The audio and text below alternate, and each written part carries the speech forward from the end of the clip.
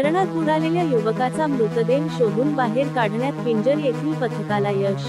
अकोला जिल्ह्यातील पिंजर येथील मानवसेवा आपत्ती व्यवस्थापन फाउंडेशनच्या संत गाडगे बाबा आपत्कालीन शोध व बचाव पथक, शाखा मंगरुळपीरच्या जवानांची साहसी कामगिरी धरणात बुडालेल्या युवकाचा मृतदेह शोधून बाहेर काढला।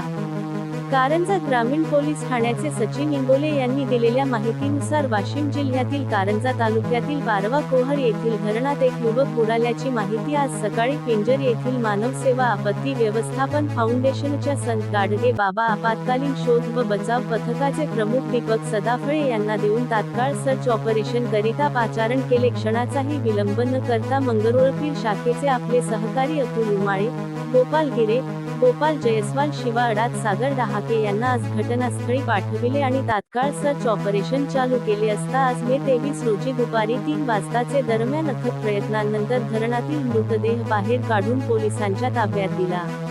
मृतक हे दिनेश बंडू सावळे, अंदाजे वय 27 वर्ष, नेताजी नगर, राहणार तालुका जिल्हा यवतमाळ येथील असल्याचे निष्पन्न झाले। कारंजा तहसीलदार कुणाल झालटे सर संपर्क ठेवून होते। यावेळी कारंजा ग्रामीण पोलीस ठाण्याचे पोलीस उपनिरीक्षक Khandare sir, Shringare sir, PSI Swapnil Chavan sir, police constable Sanjay Ghatole, police constable Ajay Makode आणि महसूलचे निलेश गोगळे, रुपाली धोटे, तलाठी दिलीप थाटे आणि नातेवाईक हजर होते।